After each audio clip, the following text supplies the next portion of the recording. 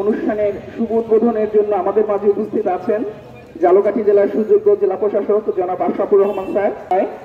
আমাদের মাঝে উপস্থিত আছেন সিভিল সার্জনের প্রতিনিধি জনাব ডাক্তার। বর্তমানে প্রায় 10,000-এর মতো আমাদের রোগী বিভিন্ন হাসপাতালে ভর্তি রয়েছে।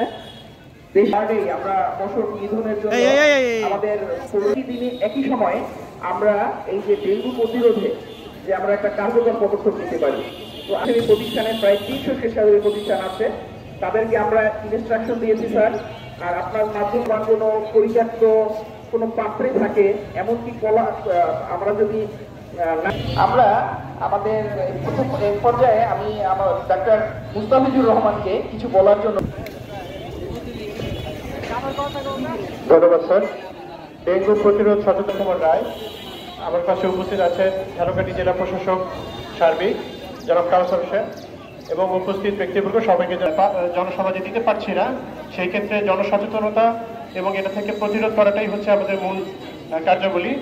এগুলোই কিন্তু এই ডেঙ্গুর মূল উৎস এবং আমাদের জন্য একটি ভয়ের ব্যাপার হচ্ছে আমাদের খুব কাছাকাছি একটি জেলা, সেটা হচ্ছে স্বেচ্ছাসেবী প্রতিষ্ঠানগুলো যারা স্বেচ্ছায় শ্রম দিতে এসেছেন তাদের উদ্দীপনামূলক বক্তব্য দেওয়ার জন্য ধন্যবাদ।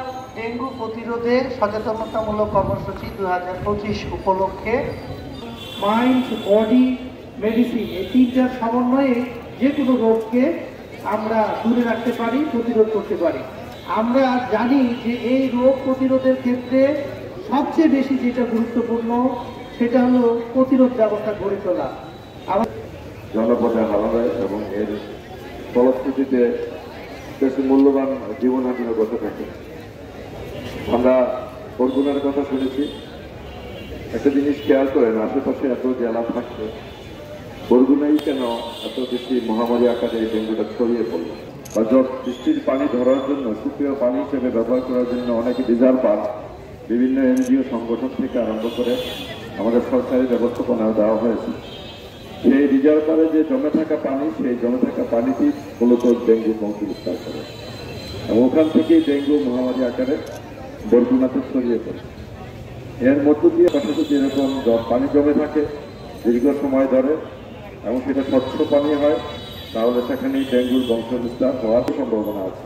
সুতরাং আজকে এই আমরা এখানে যে আশেপাশে যে জমে থাকা পানি, সেই জমে থাকা পানি যেন স্থির থাকতে না পারে, এটা যেন চলমান পানির প্রবাহের সাথে যুক্ত হয়, অথবা সেই পানিটাকে যদি অপসারণ করতে পারি, তাহলে আমরা এই ডেঙ্গুর প্রকোপ থেকে, প্রাদুর্ভাব থেকে রক্ষা পাবো। বান্ডেল থাকলে প্রতি সেনমানিতে টাকা বাঁচবে। বিকাশ সেনমানি বান্ডেল কিনে জিতুন প্রতি লেনদেনে।